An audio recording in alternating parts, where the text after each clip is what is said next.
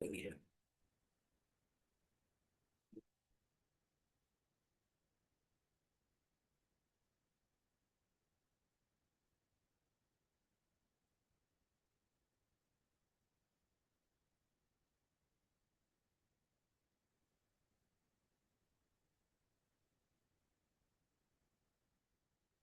You can see my screen. Yes, we can. We can, Deepa. So this is our resource family, Rogers and Tanvi. So Tanvi works in the finance and accounts profession and generously serves the parish as a catechism teacher. Rogers is currently working as national lead for resource management in an Australian MNC. He is currently the catechism principal of the Syro Malabar parish in Melbourne and serves as a key resource person in the diocese teacher training ministry. He has been passionately studying and promoting the theology of the body for many years and has trained numerous leaders and resource persons in this beautiful teaching of the church. He has also conducted formation programs on chastity and parenting areas. Rogers and Tanvi have a long history of serving families through the Jesuit movement. They were part of the very first Jesuit National Family Team and continue that mission today as members of Jesuit Family Team in Melbourne. They are blessed with three wonderful sons. Dylan and Jason are teenagers, while their youngest son, Emmerich, is in grade 2. So thank you, and let's begin. Over to you, Rogers and Tanvi. Thank you, Deepa. Yeah. Right. It's good to see so many known names here, actually, many of whom we have closely associated with in the last maybe 10, 15 years. Yeah, so it's very good to get connected back to all of you. Thank you so much for inviting us. It's quite late for us, actually, so we are slightly little sleepy mode, so it's okay. I think it should be still manageable. So, yeah, right. Yeah, so thanks for all the introductions. Maybe we'll quickly start. We've got some 30, 35 minutes. How much time do we? Yeah, all right, sure. Let me try sharing my screen.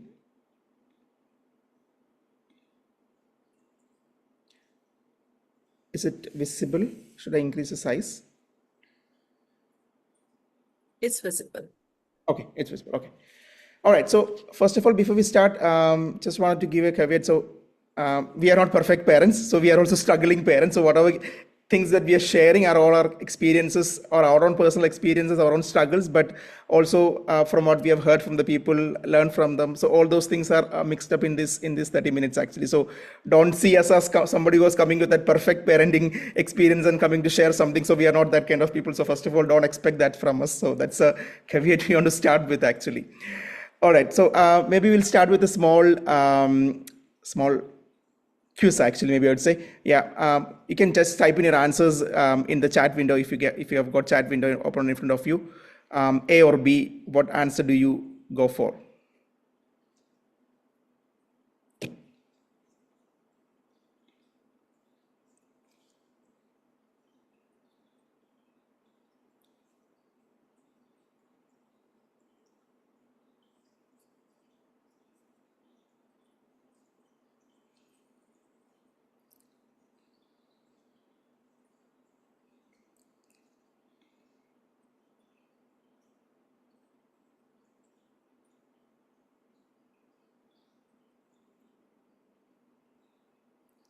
All right, that's a mix of answers. B, A, mostly B's, B's, B's, B's. Okay, so B is leading.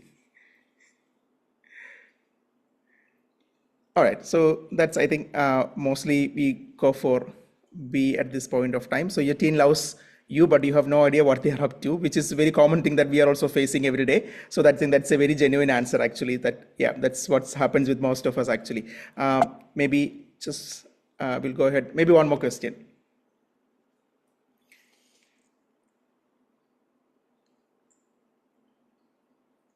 Maybe you have boys and girls. We are only boys, only girls. Maybe a mix of boys and girls who are teenagers. So what is that you are going through at this point of time?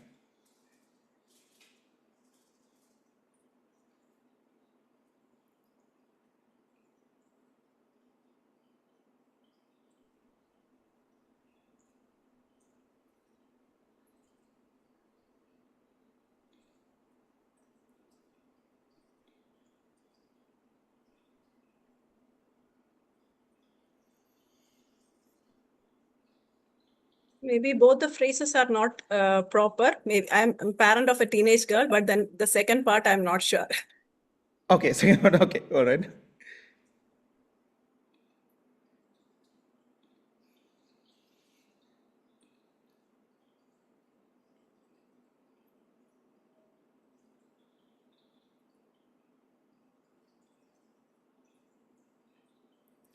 All right, so there's few answers that came in. That's fine. So this is just to understand like where we are standing with respect to our relationship with respect to our teenage boys and teenage girls actually. So some of you might of the opinion that you have a teenage boy who talks very well, but some of them have a teenage boys who don't share much actually. But there's opposites where teenage girls who talk a lot actually, and there's some cases where teenage girls who are shut up, who are completely shut down, where they're not sharing much with their parents. So there can be different situations there now, families at this point of time. So whatever it is, basically that. So that's specific to our situation, what we are going through. So maybe you'll just reflect. You don't have to write the answers or anything. Just maybe just have a thought about what's the hardest part of parenting teenager at this point of time. Maybe one thing that comes in your mind. You don't have to share in the chat. Maybe just keep that, reflect in that mind. Like this is something that we are facing the hardest at this point of time when we are thinking about parenting our teenager.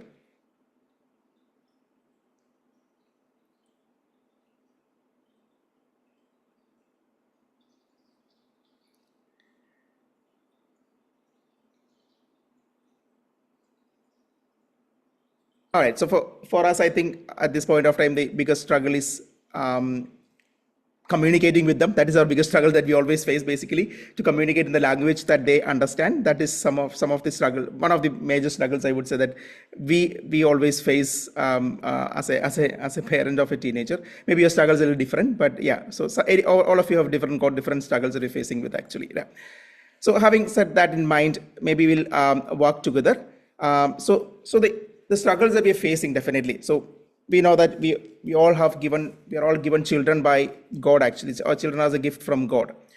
So most of the times and many of us are, almost all of us are from the Jesus Youth families, or we have been in that Jesus Youth culture for many years actually. So we ask a lot of things from God. We have so many requests from God, but how many times that we ask from God about what our children needs actually, or what should we give to our children?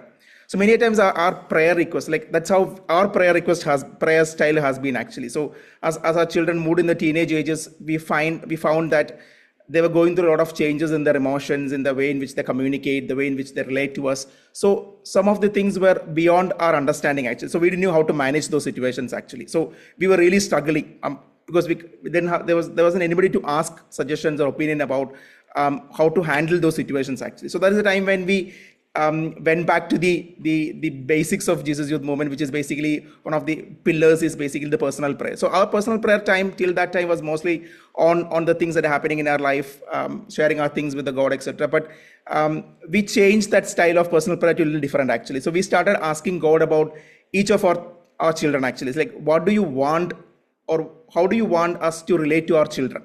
Because when our first one, Delon, was going through that teenage ages, so we didn't know how to handle him actually. And we were really struggling on how to communicate with him, how to deal with him actually. So most of the days in our personal prayer, this was used to be our prayer actually. Lord, this is a situation that we are facing, like we don't know how to manage this one. And you are the one who have gifted this child to us actually. So you are the one who knows best about this child. So tell us how to deal with him, how to talk to him, how to interact with him, how to connect with him actually. So that actually started working for us actually. So both of us in our everyday morning prayer, when we get up, our personal prayer was all about asking God about giving wisdom to manage each of these children. And we know that each child is different actually, right? So even though they were all born from the same parents, same womb, we are the ones who are parenting them, but every child is unique and every child is different. And that's how God has created them also. So, and each of them we need different wisdom to handle each of these kid actually. So our wisdom, I think at this point of time, definitely 100% comes from God, and God specifically speaks to us with respect to each child actually. So the first one is Delon. So God speaks to us about how do we need to deal with them, what can make him happy, how do we interact with him. The second one, Jashon, he gives specific inputs on that area. The third one, Emmerich. So God specifically guides us on each of these children. So when the more and more we keep asking God, God gives us wisdom about these children, about the things that are going through with them. So all those things are open to us from him directly. So that made our parenting, I would say, much better than the struggles that we're going through in the initial days of parenting. So that is something I think we have been practicing, and which has really helped us, like seeking God the wisdom every day about each of these children, specifically putting name in front of the child and asking God, Lord, this is give me something about this child. Like I don't know how to deal with this person about this situation. So give me the wisdom to do that one. So that was something which really worked for us, like asking wisdom every day with the God actually. So yeah. So the second thing is basically about the king and the queen mindset actually that we are showcasing in our families. Like in St. Paul, we say that men should be the head of the family. Like men should love wife as Christ loved the church.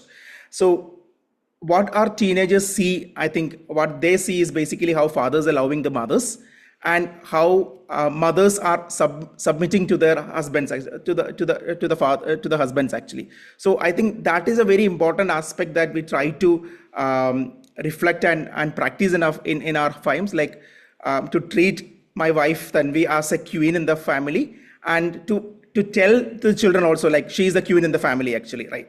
So that is a messaging that we always try to give to the children, like mother is a queen on the family, and I think from her point of view also, that's the same messaging that reflects back also, like father is the head of the family, and every decision, even though we both can make decisions on all the aspects of the things happening in our family, I always felt that that head of the family thing is always given to me. Like then he tells finally that it is dad who makes the final decision, so you have to ask him for the final opinion, like he's the one who makes that one, even though she is 100% can make the decision. I see that position is given to me always to give that opinion. So that reflects that role specifically in the family every time. Like mother is the queen and father is the king, and children are knowing that every day in all the decisions and all the things that we do, that is getting reflected actually. So I think that has something that has been working for us actually, and it's a journey. Like we are not perfect in that one, but we try to bring this small aspect in everything that we do in our day-to-day life actually. So so that's one thing. This is something which we try to kind of do in our families, like speaking positively about our spouses actually. So there are a lot of situations where we get upset about our partners, about spouses. We don't want to get angry. We really want to tell negative about them, but we always try and make sure that we tell positive about our spouse. We try to think and reflect about we speak, because our children are watching, especially when they come into the teenage ages, they are watching everything that we are doing actually, every word we are speaking actually. So always we try to bring in that positivity in what we communicate actually. And second thing is the conflicts. So every family there's fight happens, there conflicts happen, disagreement happens actually, but the solving of that conflict is something which is very important. So our children also see the fights happening between us, various areas we try to, conflicts that be happening between us actually, but how do we solve the conflicts is also very important thing that they need to watch actually. So we try to bring that solution or conflict management also in front of the children, like this is how, this is a fight that happened between us actually, or this is something that we fought about, but this is the kind of solution also that we found out actually. So the children should also know that we are not fighting each other, but we also have solutions that we bring together and try to bring that in front of the children, telling that this is what we arrived at the solution. So that conflict resolution also becomes a part of their journey and which they're seeing actually. So especially this is not very prominent in the younger days, maybe I would say 7-8 years, but we have seen that as they grow from age 10, 11 onwards, this is something they actually see and try to ask us also. Sometimes like when we have fight, when they have disagreements and all those things, they come and ask like, what happened after that one? How did you solve this one? Or what happened after, what is the decision that you made actually? So that gives a reflection to them also. Yeah, this is how kind of how solutions comes, how parents arrive at the solutions actually. So this is something which I think we try to do little less in an Indian culture, maybe I would say, public display of affection actually. Like even though we know that we love our spouses, but we don't display them in front of the children actually, like maybe hugging our spouses or giving them a kiss, etc. Maybe whenever we are in the home, etc. But we think that how do the children feel if you do that one? Is it awkward? Do they feel good? But today we are living in a world which is not in the times that we have lived actually, right? So they are all connected to the devices. They are all seeing things, movies, pictures, watching everything, where this public display of affection is very common, especially when we are speaking from a Western point of view. This is very, very common in outside also actually. I think from when we speak of India also, it's not a little different right now, because the things are changing everywhere actually. So public display of affection, public display of things our children see outside, but if they don't see that in our families, that becomes a lacking actually, because they think that this is something that happens in the outside thing only. They doesn't see that mother and father doing that one.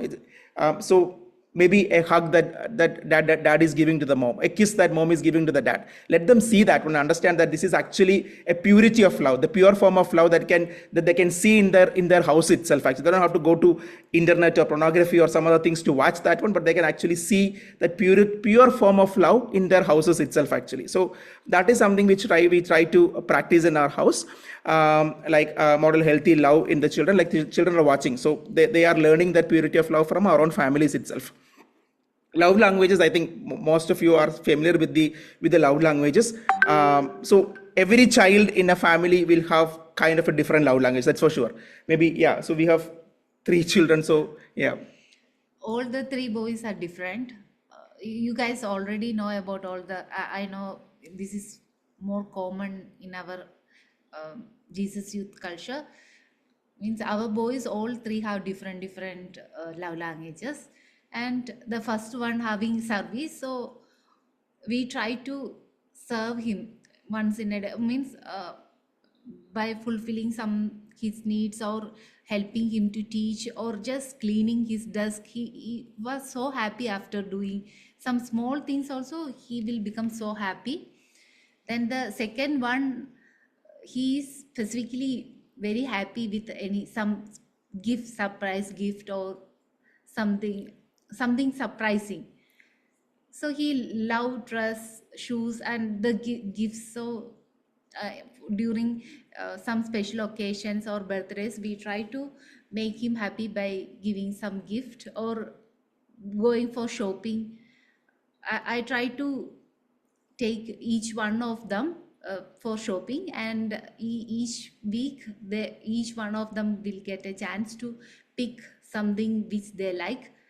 We have a restriction of price also, within $5 or within some money is there, but it's very happy moment for them getting something special for each shopping. Then for the third one, he love hugs. The physical touch is his love language, so we try to hug him in the morning by telling good morning, and sometimes he sleep with us hugging. He loves that actually. So we are trying our hard to make some time for each of them to give each of the things. I understood that identify that and giving these things means that is the wonderful thing for them, but rather than other things actually.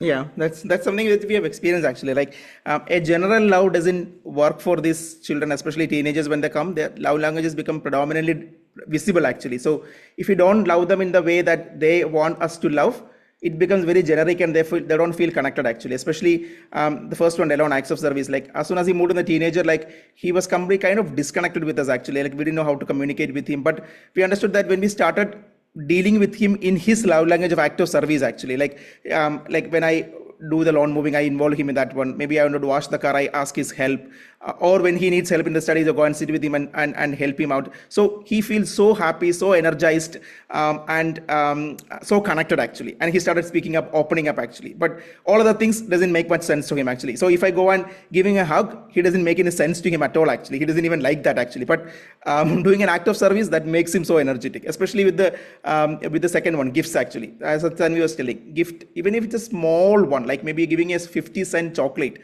that makes him so happy actually. So that is how I think the love languages work for every child. And I think if you start loving them in that way of love language, that creates a lot of changes in them actually. And we have visibly experienced that when we started doing that actually. So yeah, so every language, like physical touch, words of affirmation, quality time, so all these, every child will have different, and as a parent I think we can easily identify what is the predominant love language of a child. So something that makes them more energetic, more happy would be the prominent love language actually. And when we start loving them in that language, that makes our parenting, I would say, much easier actually. So this is some of our learnings in the process of last maybe 16, 17 years. Like, so many of us are active in the church, we are active in the prayer group, Jesus Youth meetings, etc. But many times we younger days, our mistake was that we had two personalities basically, one at church and one at home. Like, we were very holy people at church, we were prayerful, we were active in the church things and all those things. But when we came back home, they saw a different parent in us actually. So that is something which actually gave a negative witness for our children for a period of time. So we understood that is the biggest mistake that we are doing. Like, we have to be the same parent always actually. Like, we cannot have two faces there. Like, we cannot have a holy and a prayerful face at church, and coming back we cannot have a different character altogether. So that is our journey at this point of time also, I would say. As I told, like, it's all a period of time that we have realized that this is something that we need to definitely correct in our style of dealing with the children actually. Enjoy little moments actually. So maybe it would be a small walk that we are making with the children in the evening. So we were thinking that, like, it is exotic things that makes them happy, big gifts, maybe taking for a vacation. All these are important, but beyond that, I think children like small things actually, small time spent with them actually. Maybe a board game that we are playing together on evenings, maybe a movie we are watching together as a family on Friday evenings, maybe a small walk that we are going together in the evening towards the nearby park. So these all things gives them more happier than the costlier and precious things that we think that would make them happy actually. So that is something I think practicing has helped us really, like small things which doesn't cost us anything, but spending time on those small things which makes them very happy. Spouse should become the best friend. I think the children should see that one, that father and mother are giving the first importance to each other than to the next relationship who are beyond that one. Like, for a dad, I think the spouse, the wife should be the best friend, and the next friendship should be coming after that only. So that should be something that I think children should be seeing that one. Don't let so make home a joy of place. So if you need to slow down, I think do it actually. So I think this is a very important period of time. Like, teenage, maybe it's a time when they need some time with us actually. Maybe they don't open up very frequently like when they were in the younger days actually. So we need to spend some time with them to talk to them. So it requires some investment from our part actually. So if that requires some slowing down from our side, so let us be happy to do that actually. So that's on that one. So another thing that we always practice is that we are one team actually. So as a family, like father, mother, and children, we always wanted to work together as a team and accomplish the things actually, rather than each of us working in silos actually. So that is always a messaging that we always try to give to our children, that we are a team, and we succeed only if we work as a team actually, and we cannot succeed anything if you work independently. So we always try not to promote any kind of competition among the children, comparison among the children, or because everybody is unique, everybody has got their own talents and gift, is what we always try to tell them. Like, so we have to work together as a team to accomplish the success that the God wants us to give to us actually. So that's the messaging that we try to give to the children every day, so as much as we can.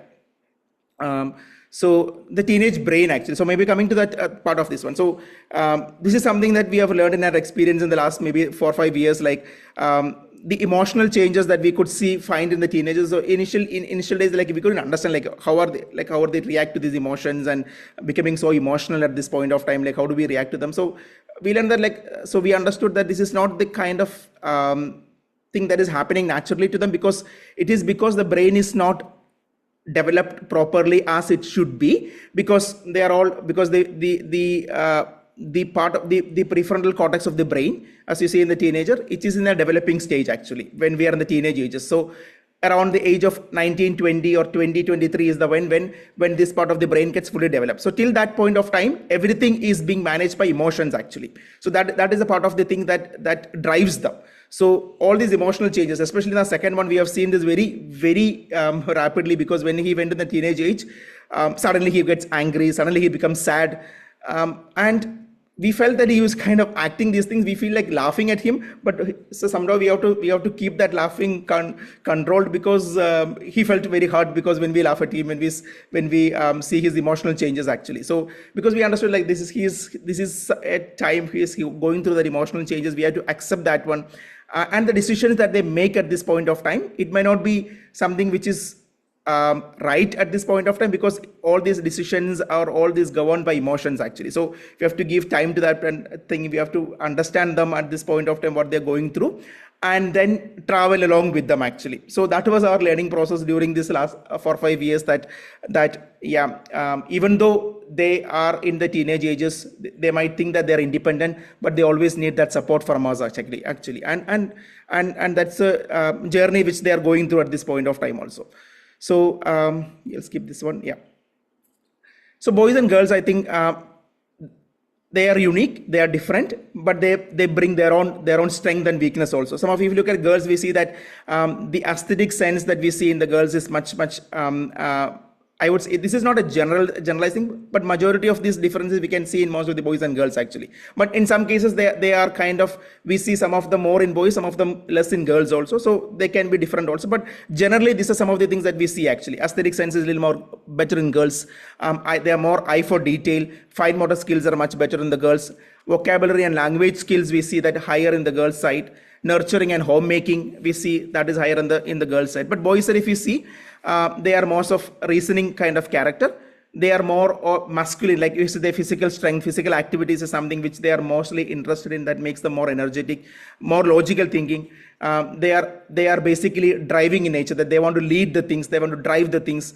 So those are some of the characters or qualities that they can see in the boys side actually. So it doesn't mean that boys are less or girls are less or boys are more actually. So this is what makes them unique actually. So I think explaining this to them in a good way makes them understand like that both of them are unique, both of them are different, they have got different qualities with them, but God has given them with a special purpose actually. So that is something which I think which helps them. This is some of the things that we try and practice, like side by side moments actually. As Tanvi was telling, like we try and give special moments to each of the child actually. Like when we go for a weekly shopping, what Tanvi does is that she takes one child each for every week shopping actually. So that gives us personal time with that child, to spend time with mom and that child, to talk together, to open up. So when they go for shopping, they talk about the things, they talk about the school, what's happening in the class, they discuss about various things about their friends. So that gives a one-to-one time with the mom and the dad. Similarly, when I go for walking, when I go for some work actually, I take another child with me actually. So that gives me personal time with me and the child actually. So we try to bring in that kind of one-to-one time with the children, so that every child gets that independent time for them to be with the parent, to know more about them and to understand their world actually.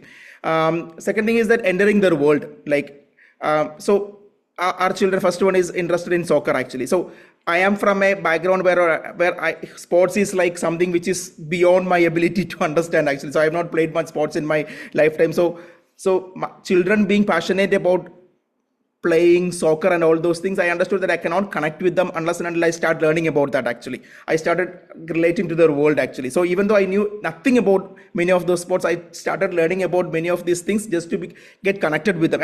Even though I don't play at any of these sports, even though at this point of time, but I know things happening there. I can talk to them in their language. I can ask them like what's happening there. So this is something I think we have to make that effort in doing that one, because they might be interested in some songs actually, but so our elder one was a period of time he was interested in some special kind of songs actually. So, and that was something which I was not happy with. But if I had to relate to him and talk to him in his language, I have to understand and learn that what is happening in that songs actually. So there is a time when I learned about that one, started conversation with him in that way. So I think we have to enter their world, show up that we are interested in what's happening in their world without interrogating them or without giving them without questioning them too much, etc. But just journeying with them actually. And the third thing is basically lecturing is something which I think children don't like at all generally. So rather than just giving them lectures, it was more about understanding giving them small tips, more of silence, and help them to understand actually. So that is something which actually some of the three things which actually helped us in our journey so far actually. Here's some of the quick things which we'll go through. Set expectations very clear. Explain why, because I think this is something which they always love to get, rather than just pushing them the answers, explaining them like why things are happening actually. Choose your battles. Like we don't have to fight for everything actually. There's some things that we can leave to the children. Don't have to fight after those things. And maybe our children, like when they were, I was very much resistant when they were growing their hair. It's a common culture here. Like children don't comb their hair; they just put the hair in that way, and then start going to the schools and everything, which was something which was not acceptable to me initially. Now I started fighting with them, and that didn't make any sense at all actually, because everybody in their school was doing the same thing. So I understood like we have to purposefully we have to choose the battles which we want to fight actually. So we don't have to go and fight for everything. Something, leave it to them, because that's how it is actually. But something which you think that which is impacting the value of a family, which is impacting their value systems, etc., we definitely need to confront them. But some of the battles we don't have to go and unnecessarily get in fight with our teenagers actually. Then offer choices actually, like rather than imposing our restrictions on them, tell them to do this one. Like for instance, like we have to keep our bin on every Sunday outside actually. So and our children know that they have to do that one. So sometimes they don't want to do that one. So give a choice to them. Like, do you want to keep the bin at 6 o'clock in the evening, or do you want to keep the bin at 9 o'clock in the night? So definitely they have to do that one. But we are giving a choice to them so that they make a decision there. So they think that they are empowered there. But ultimately, I know that they have to keep the bin outside. So, but I give them a choice to them that you have to give it 6 o'clock or 9 o'clock. So they know that they are taking the decisions at the point of. So offer choices rather than putting that restrictions on them, telling that you have to do at this point of time, or you have to do in this way, etc. So I think that makes the more decision making skills kind of starts growing in them actually. So stay calm when they escalate. Apologize when you get wrong. So there are times I think when as a parent, I have failed, as a mother, I think Tanvi has failed, but we find that when we apologize to the children, telling that we are sorry, like we have made a mistake, that actually create a lot of differences in them. Like we can always, as a parent, we can always tell that we are right actually, but at moment of time when we have failed, it is always good to accept that we have failed also in front of the children, and that shows us how our genuineness, and our children, I think, love that to hear from us actually. It's not that we are becoming less in front of the children, but I think they love that our sincerity and openness that we are showing in front of them, and apologizing that actually, and never humiliate them in front of the other children. So that's something which I think we don't want to do also. So especially teenage boys actually, this is something which I think which has really worked for us. Like fathers should lead from the front. Like they should be seeing the fathers as their role models actually. So that is a must that teenage boys should have, that fathers should be leading their families, and they should see that the fathers are leading the family from the front. Then easy to catch up than to accompany. So we need to accompany them in their journey, right? Because we don't have to wait for maybe I'll start journeying with them after maybe they reach the age of 16, 17, 18. By the time they will be losing out of our control actually. So we will not be able to journey with them at that point of time. So start early, that we can start journeying with them, be in their world, accompany them in things happening. Because when we lose them in their initial years, it is very difficult to catch up and be with them in the later years actually. So they'll completely shut off actually. So it's always good that we journey with them in the initial days itself actually. Listen to them actually, rather than shutting them off, going into preachy mode. So always they love parents who are listening to them. That's more of the things that we wanted to do. Teach them how to think and not what to think actually. So put that thinking process into them actually. So rather than giving them suggestion about like, can you do in this way, rather than what can you do in that way. So how to think actually. So that process is very important, so that love that, especially boys, I think that they wanted to take the responsibility, ownership of the things, in doing the things, etc. So how to think actually makes and works better for them actually. Then open conversations, like we use movies, like as a family we love watching movies actually. So most of our conversations we revolve around movies, to see, like, once we watch a movie, we ask them, like, what happened in the movie, what is your opinion about the things happening there. Maybe it's a negative movie, maybe it's a positive movie, but we ask their opinion actually. What do you think about the things that you saw in the movie? Like, what did you like, what did you not like, do you see these things in the society, what is your opinion about this one? So that we know that they're not just watching those things, but they're connecting to the society. They're opening about their thought process, their value systems, about what they see in the society, so that gives an opinion to share about their thinking, as well as to share our thoughts about what we think about the situations actually. So I think that a lot of character formation also we have seen coming in our children through these conversations happening, because they know about the things that are happening in the movies, they relate to what things happen in the society, about their parents' opinion. So they try and create inferences out of that one, and those conversations actually helped us actually in lot of ways. Boys are very much industrious actually. So this is what we see, like when we see in our churches, and especially in church context and all those things, we want our children to come to the mass, we want our children to be attentive in the mass, etc. But we see that boys especially, many of them are not reflective actually, like girls. They are very industrious. They want to do the things actually. They are action oriented. So they want to engage in a side-by-side activity. So we have to, I think we have to get their energy in that direction where we can bring that energy most out of them actually. So that is something I think we try and do in our family also. I've told, like, it's like doing things like taking them for doing the things outside, carrying the big heavy shopping bags when they come from the shoppings, or helping them in the tire change of the car, then washing of the car. So these are the things that they physically exhaust doing that one actually. So or putting them in rough soccer matches, etc., which they can play the games there. So they are very industrious actually. So we have to make sure that their energy is always being consumed a lot actually, and we can reflect actually, see that in the gospel also. We see in Jesus, when he was taking out disciples with him, all throughout the day the disciples are always engaged actually, and till the night they are working hard, doing the things, and after that they have to go to the other place, rowing the boat. So Jesus was always making sure that they're always engaged, they're always to their full energy actually. So I think especially with boys, what we have seen is that actually works very well for them, making them engaged, doing the more and more things. It's not that they don't want to do the household things and all those things, but that doesn't that they will still do that one. If you ask you to mop the house, the children will do that one, but more than that, the things that they like is basically the harder things which they want to do actually. So we try and give them more and more harder things which can make them happy. So that is bringing out the best in them actually. So this is an important aspect, again, sexuality part of the children. So what we have seen is that if you don't talk these things these days actually, a lot of people outside, especially in the online world, are there to talk about these things actually. Especially from an Indian context of view, we see that, especially if you ask to any parent here in our typical Indian community here, we hardly see maybe less than 2%, 3% of our parents talking about sexuality in their teenage ages actually. So, and which is the biggest problem that we are seeing also. Like if parents are not talking about sexuality, the learnings about sexuality, what they are getting, the studies have actually shown that 90% of the children learn about sexuality by watching pornography. And this is a fact.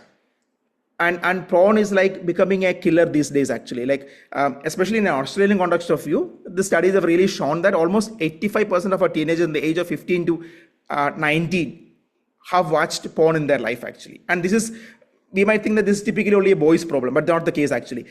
Almost equal number, like almost 75% of boys and 60% of the girls are watching pornography. One reason here is basically they're exposed to mobile phone. They have mobile phone from their younger ages, from age 12, 13 onwards, they have their phones, which is the biggest danger that they have also. And another reason is through a friendship, gangs and all those things. One of the teenagers was saying in the teens telling that her classmates actually, girls actually, they watch porn, they come to the class and discuss about this porn in the class actually. And she feels telling that I feel so ashamed sitting near to them, listening to all these things, but that is what's happening in the schools actually. So it is such a dangerous thing. So children should know about what is true sexuality, and that true knowledge of sexuality the best place that they can learn is from the parents actually. So what we do is that we try to make it as our dining table conversation or after the family prayer conversation.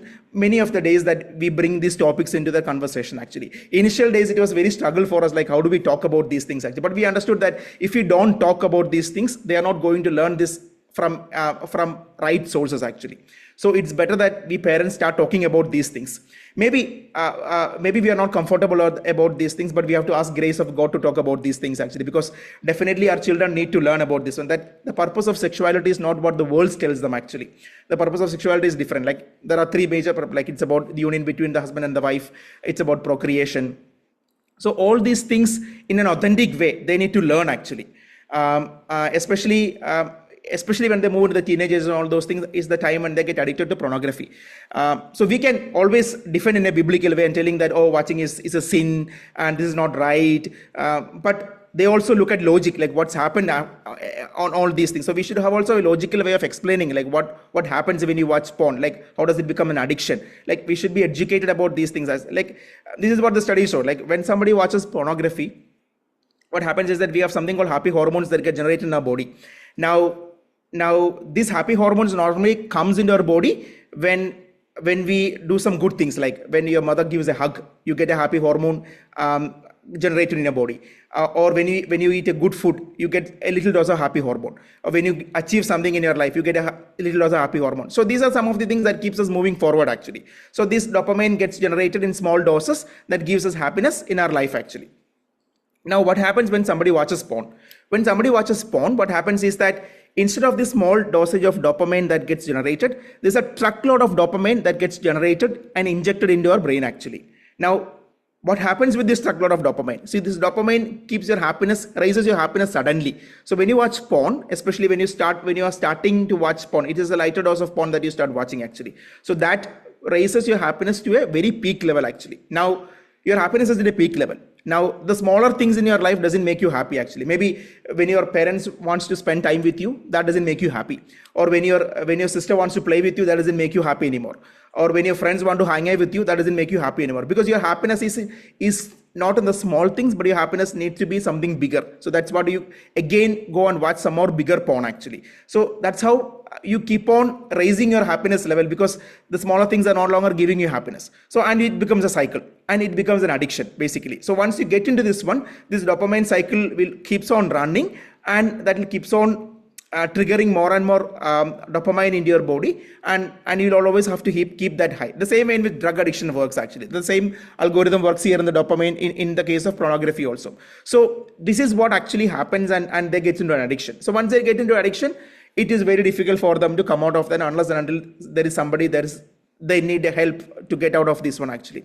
So unless and until we explain these things to the children in a logical way and make them understand, like this is the harmful effect of this one, and it's a reality. Like I have a case recently where one of the youth in our church, he wanted to get married actually. He was dating somebody and he wanted to get married. So he actually came with an ask. So he was online dating, and finally when he saw the girl, he decided that he don't want to get married. So he asked, like, I was asking, like, what is the issue? What happened? Like, why do you want to get married? So he's telling that the girl is very slim and thin. And he told me, uncle, I knew that if I marry this girl, my sexual life won't be good. So I was so shocked, like what made you think this one actually? Like telling that I have learned, I have understood that this is what it is actually. No, and I clearly understood like where is he coming from. So I asked him like, did you have a habit of watching pornography? He told that yeah, younger days he used to watch pornography. So all the images that he had in mind, he was carrying in his mind is about all the girls that he see in the pornographic movies and all those things. So all those are perfect models that you see there. And he thinks that if he married that kind of girl only, his sexual life would be good actually. So he was going to drop that marriage just because that girl was thin. So it required some time of counseling with him, sitting with him, making him understand the things and all those things. Finally, they're married and they're happily living now right now. But these are the kind of things that our children go through actually. They keep these images in their mind, they keep this perception in their mind, and they discuss these things with their friend. So one of our Jesus Youth camps that are happening in one of the regions actually, one girl was sharing actually. So they were all having phones with them, and one guy in that group had a relationship with the girl actually. So they were sending messages to each other, and what is happening is that each message that the boy was sending, this girl was showing to the group of friends there, and they were all making a decision with that message and replying collectively. And the same thing is happening at the boys' side also. The message that the girl was replying, the boy was showing to the boys' group there, and they were replying actually. So kind of messy situation, right? Like you think that everything that you send on a text message is very personal. It's only you seeing that one, but it is like it is going a different way altogether actually. So yeah, so children need to understand the dangers of all these things, especially when they're having phones, when they're sending the messages, etc. Once you send something out to the online world, you don't have control on any of these things. Once it go out from your phone, it's gone basically, and it is an online world, and you don't have a control of that one actually. So we have to be very careful about what we send, what we see, what we talk. So I think that dignity of sexuality, I think, has to be explained to the children, and parents need to do that one. And if we don't do that one, our children are definitely going to learn that in a wrong way. Especially last 2 weeks back, we were having a session for the teenagers about sexuality. I was shocked by the kind of questions that a grade 10 student was asking me, and that too in an open forum where girls and boys are sitting together, and he was asking me questions which I think as a parent, I feel ashamed asking that questions commonly, publicly, but he was asking me this question. So that is the kind of education that they're getting actually. It's a little strange here because in Western world people are openly asking, but I think in India they don't ask this question publicly, but they all have these questions in their mind, which they're trying to find answers from different sources. So I think parents should start this education, especially as soon as they touch 12, 13 years, definitely this conversation need to happen in their houses. And it's not like a one-off conversation. It need to happen regularly. They need to be reinforced about these things. And many of these things need to be explained in the light of Holy Eucharist. That's what we find it has worked very effective. Like when you relate it to the Holy Eucharist, like the holiness of our body, the sacredness of our body, like why do we need to keep our body holy? So all these things actually reflects them. Like you can live without an eye, you can live without an ear, you can live without a leg. Nothing will happen. Your life might be difficult, but you can still survive. But look at the humanity itself will not exist if you don't have a reproductive organ actually, because everything, the next generation is depending on a reproductive organ. So that important is our sexual organs actually. Even though we tell that it is like shameful thing and all those things, is the normal language that we use, but it is more than a shame. Like what is shame actually? Like shame is something like we see the Eucharist in the altar, in the tabernacle. We have kept Eucharist in the tabernacle so hidden, so closed, because it is so precious. So in the same way, our sexuality is so precious, and so we are hiding that one. So we have to keep it sacred.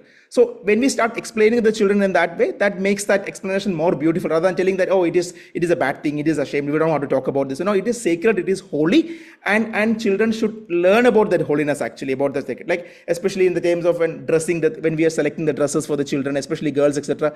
This is something I think I have seen some of the mothers are practicing very especially. Like when you select the dresses, like it is always children come and ask, like, why can't I wear this one? Like a small dress, a dress which is knee length. Like what is wrong in this? We always tell that it is wrong. People don't like this one. But what is the reason behind that? That is something that I always inquiring about. See, the thing is like, this is something which I think which has worked with some of the teenagers here. Like what we've seen is that some of the mothers purchase very expensive dresses for the children here actually. Very expensive dresses, but very decent, very modest dresses. So what these children have experienced is that people are not looking at the dresses even though people are looking at the dresses that they're wearing, but they're not looking at their bodies actually, but they're looking at the modesty of the dress actually. So there are two ways in which you can look at the body. If you wear an immodest dress, they can look at the body and make a comment. But if you wear a modest dress, also you can make a comment, but that comment is a positive comment actually. So that's the difference in that one. So people start noticing you not because of the exposing of the body that you're doing, but because of the modesty of the dressing that you're wearing. Maybe it might cost some extra money to buy that good dress actually, but let us invest in that and give that good dress to the children, so that our girls also know that wearing this dress also makes people to appreciate them and tell good about them actually, not wearing the bad dresses actually. So that they learn that the modesty of the body is about not showing off, but protecting what is sacred actually. So I think those kind of conversations in a very practical way, I think that is something that parents really need to do that one actually, especially in terms of pornography and then sexting, dating. So I think dating culture is also slowly coming into a society where we see that children are engaging in a relationship from their early ages onwards, especially when they start college ages, etc., 18, 19, 17, etc. This dating actually starts. Like the purpose of dating, definitely, it's a wrong way in which a society is portraying. So dating can be done by anybody. It's a common thing. Like you need to just get into, you see, find somebody, talk to 2 days, and they start dating. That's not the purpose of dating. So the purpose of dating is only one thing: to get married. So if you are not prepared for marriage, you are not prepared for dating actually. So that is a very clean concept that children needs to be aware about. Like if you are not prepared for marriage, you shouldn't be dating. So when you're prepared for marriage, anytime, maybe you are prepared for marriage only at the 24, 25, then you start dating actually, if that is the way in which you want to get married to. So that or some of the things I think children should be very much aware about, because many of the cases I think this generation people may not, it's an equal preference about arranged marriage and love marriage actually. So some of them might go for love marriage, some of them go for arranged marriage, whatever it is basically. If they are into this kind of relationship, tell them that the purpose of dating is for marriage, and if you are not prepared for marriage, then this is not the time. And especially having children, speaking about marriages, vocation, I think that need to be a common conversation in our families that is happening actually. Sometimes we speak about their career, their education, their marks, the school, next achievement, but how many of us talk about what's your plan about marriage? Or what do you think about having what is your thought about having a children? So these are also some of the conversations I think we should start in our families, because children need to learn that it's not only about career and it's not about achievement, but it's also about having a family, settling down, having children. So the dangerous thing or the hardest thing that we see here is that we see a lot of couples, when we go for a walk in the evening, we see a lot of couples here actually. All of them are walking with dogs, young couples.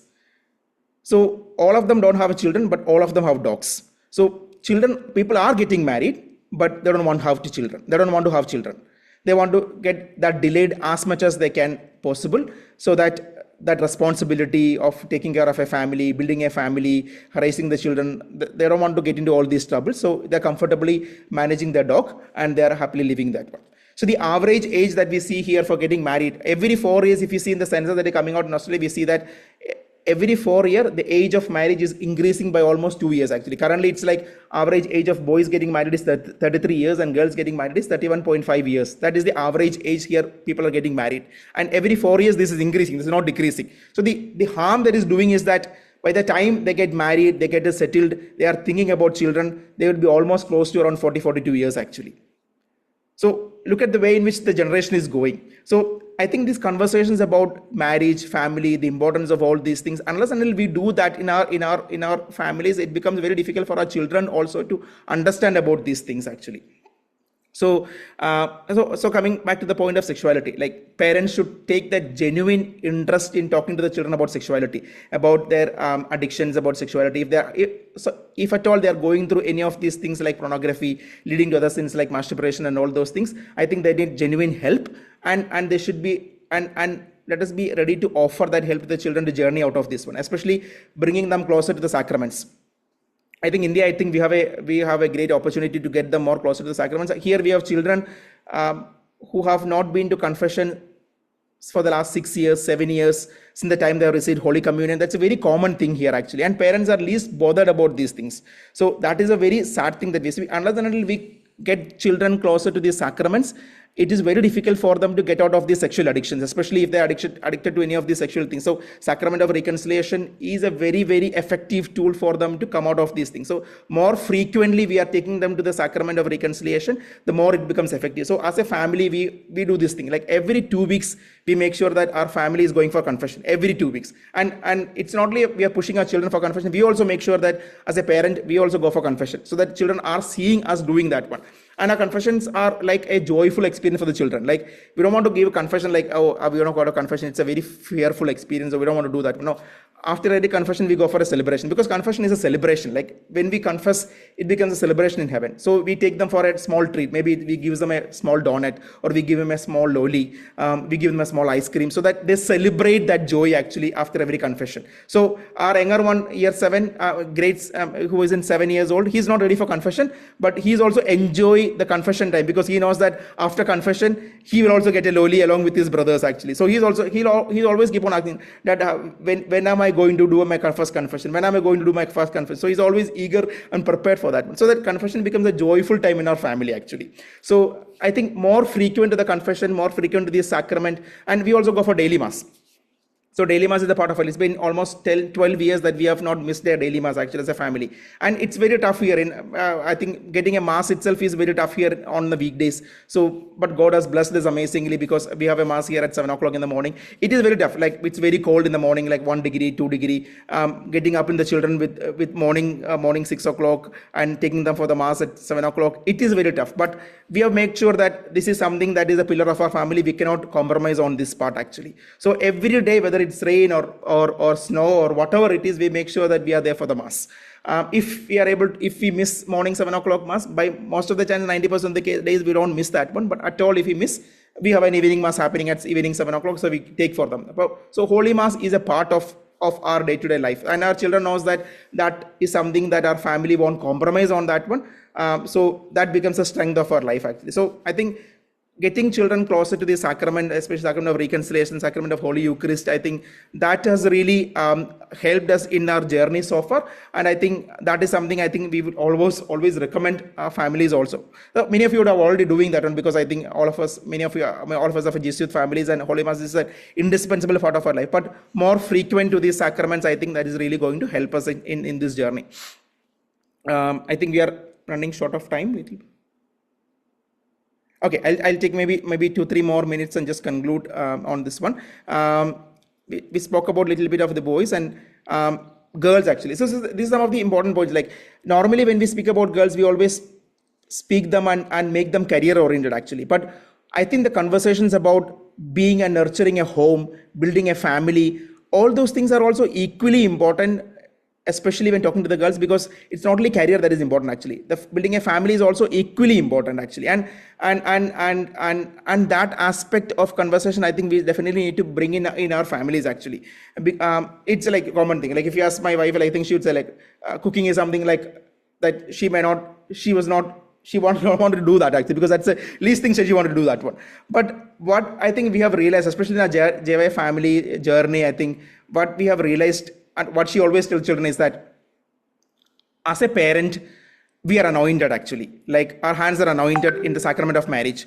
So when we prepare the food, when we cook the food, when we give to the children, so we are giving that anointing to the children actually through our hands. So what they receive by the food that we are giving is a blessing that they're giving, because our hands are blessed, and preparing our hands, the food that is prepared to our hands is also blessed one actually. So the children tell that like whatever they eat from outside, they might eat pizza from outside or things from outside, but they come with that the food that mom makes is much more delicious than all the things they get from outside actually. So because there is a blessing inside that one. So I think those kind of communications, when we start making our houses, like it's not a boring thing, like cooking is not a tough thing, but it is a blessing thing actually. So children actually start learning that one, listening to that one.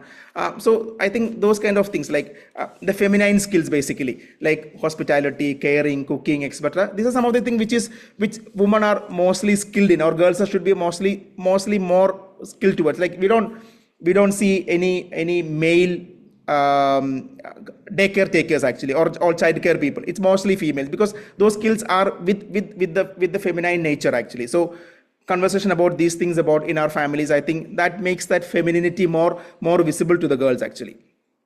So femininity is not a weakness, it's an empowerment. Then career should not be the ultimate goal. Career exists to serve family and vocation. Sacredness of human sexuality, reclaim modesty. So these are some of the things which we talked about actually. Let's just going through something which we missed actually. Father's presence. So I think being that physically available to the children. So something which I see Tanvi always doing is that, especially we are boys actually. So especially from a sexuality point of view, boys should receive that first touch of sexuality from their mothers, and girls should receive that from their dads actually. So I will always see her, like every day in the morning when she gets up, when children come to the kitchen for their morning tea, she hugs each of them actually. So even the elder one is 16 years old, she still hugs him. The younger one is the second one is 14 years old, she hugs him. The youngest one always, like his love language is touch, so he definitely needs the touch, but she always makes sure that she's giving that hug to them actually, so that they experience that woman's touch and feeling from their mother and not from anybody else actually. So I'm sure that I don't know how things will happen in the future, but at this point of time, they know how a woman's touch is, because they're getting that touch and feel and kiss from her mom itself. And similarly, if you have teenage girls actually, that father needs to give that emotional touch or a physical touch to the girls actually, and that's very important, because if they don't get that one, they'll always try and search for that from outside. So that father's presence and mother's presence in the children's life is very important in that aspect. Especially, yeah, this is what this with the statistics clearly shows. Like 3.5% of the children comes when the children comes to faith, 3.5% of them survive in the faith. But when moms come to the Christ first, 17% of the children survive in the faith. But when dads come to the faith, 93% of the children survive in the faith actually. So the role of dad in the faith formation is too important. It's very important actually. So if dads are strong in the family, driving the faith, I think the chances of children remaining in the faith is very, very strong. And we have seen, especially in our churches, and especially in the Malayalam churches here in the community, we have very visibly seen this actually happening. Like when dads are active in the faith, we see almost all the children, as soon as they finish the year 12, they are still continuing in the church in various roles in youth ministries and all those things. And we look at their fathers actually, they are very active in the church actually, they are active in the ministry. So they are doing so many things in the church. So they see the children, they see the dads doing that one, and they are there actually. So I think we have practically seen this happening in our community here. So this is a very important, I think, measure for us to see like where we are standing in our family's faith formation journey. We touched upon like family prayer life, sacraments, all those things are there. Yeah. So is anything? Yeah. All right, so before we close, I think some of the things maybe we can think about doing something which we have not been doing. Maybe a car trip with our children, just getting on the car and just driving without an agenda. Maybe something which we can try doing at one. Praying with them. I think this is something very important also. Like being with them at the most beautiful time of their day, which is basically the time before they're going for sleep actually.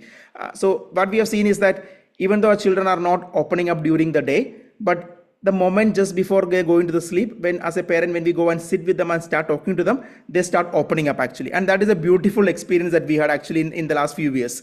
So they start talking about their day, they start talking about the things happening in their life, they start sharing about the things, the moments just before the sleep actually. Maybe at the time, that is a time when we are very busy in our kitchen, doing the things, closing the kitchen, selling things, etc. But maybe taking some time out from there, going and sitting with them for that 5 minutes and spending time with them. They love that moment. They open up a lot actually, especially at the time they're getting up in the morning also. Rather than just pushing them out of the bed, making them get up and rush to the school, etc. Make them get up, sit with them, maybe give them a hug, sit with them about 2-3 minutes. Let them experience that morning love from us actually. And that makes their day so beautiful actually. So, and have a prayer together with them. So that is something I think we have been practicing, and that has really helped in our life.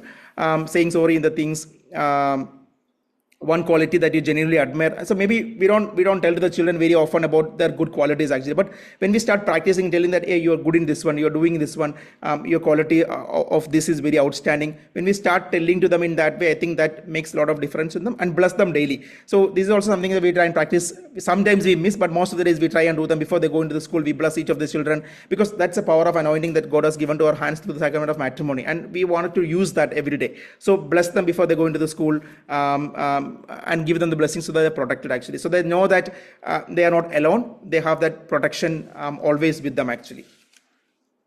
All right, so that's final thing actually. Yeah, so that brings to an end. Yeah, all good, I think. Yeah. Sorry, I think it's just... Yeah, so thank you, Rogers and Tanvi. So I think we have a few questions here. So how to identify those love languages for each of our child? Any tips or guidelines? All right.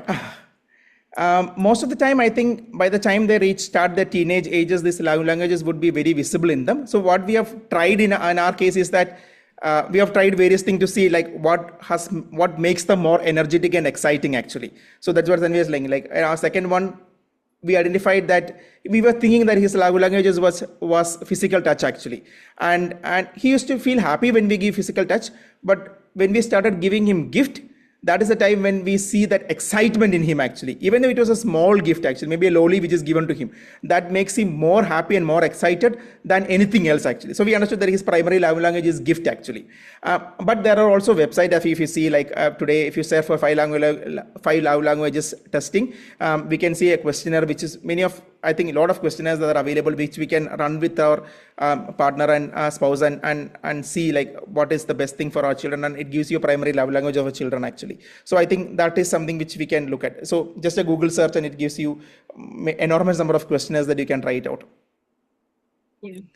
So we have one more question. Praise the Lord. I am from Dhanbad, India. I am a father of two. One is boy and the other is girl. And my son is 15 years old and he says he is gay and I don't know what to say. So this is, I think, a very, I think, very important thing that we need to understand. Like these days, I think, especially in our schools here and colleges here, we have seen this becoming very, very common because if children started showing little of feminine character in their behavior, in their talking, etc., they try to showcase that child as a gay or a somebody who has got an opposite sex feeling, actually maybe a lesbian or a gay, and try to portray him or her in that way. Actually, that's a very common thing here, and that's how the society is pushing here also. So many of the times that we have seen is that it just need a conversation. Actually, they might be going through some hormonal changes in their body. They might be, because there are cases where when these hormonal changes happens, boys becomes like girls and girls start to become like boys, more of a boyish nature in the girls lifestyle, or girls nature in the boys life. This all happens actually. It's quite natural. So rather than just immediately terming them as a gay or a lesbian, have that conversation with them, like what is happening in their life, like why do you think it's what they're going through actually, and why do you think that people are saying in this way. I think that is a starting point. So when we dig deeper, we have seen that many of these cases, when the school says that, when the friend says that, it's not actual reality. It's just that perception that the society is carrying actually. Like it's just based on the feelings that children are going through at that point of time. So I think being with them, understanding what they're going through, communicating with them makes those things very, very clear to them actually. And there could be genuine cases where they are actually feeling in that way, and they're actually going through that situation actually. So in that case, I think definitely we need the counseling support at that point of time. Definitely they need to understand that this is a situation which I think that needs a support. But there's nothing, first of all, I think the important thing that children need to understand is that they're not alone in this journey. Parents are there with them. They are there to journey with them. So whatever be the situation they're going through, parents will be there with them. I think that confidence giving to them, first thing, is very important. Second thing is trying and sitting with them, understanding what they're actually going through, talking with them, and see whether they're actually facing these situations in their life. If they are not, maybe that situation of feelings will come and go through. It's okay, that's fine. After some period of time, it will change. But if they're still carrying those feelings, that definitely needs a professional support, people who can talk to them. And it's like, see, in a Catholic point of view, this is what the church teaches. Like, we are very much open to the people who are having these homosexual feelings. There's nothing wrong in that one. But it becomes wrong only when it becomes a sinful act. Till that time, there are a lot of, it is okay to have that feelings, because God has created us in a different way, right? It is our brokenness that has come into this world, because of which people are going through these different challenges. It's like any sickness. Like, we are born perfect, but sometimes we get sickness actually, and we are not responsible for sickness. Simply, sickness can come anyway. When we get a sickness, we go for a cure with the doctor, and doctor gives us a cure. For us, in this situation, the cure is with the Creator who have created us. It is God. God is only one who can give us the cure in this situation. So we have to lead them to Christ and tell them that this is what the purpose of our creation is. God has created us with a purpose. So it is Him who can give us the healing in this situation. So direct them to God. Give them that comfort with their journey actually. But 90% of the cases, I would say, this will not be a genuine case that we would be thinking at this point of time. It is just a feelings that they're going through at this point of time. But it can be discussed and identified through proper conversations with them. Yeah. Thank you. Is there any other questions? You can just unmute and ask directly. Maybe one or two questions.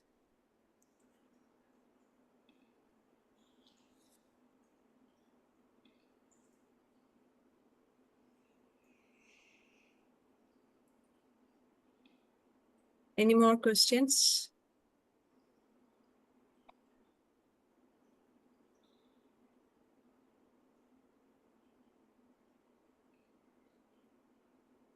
I think it's already time up, so we can wind up.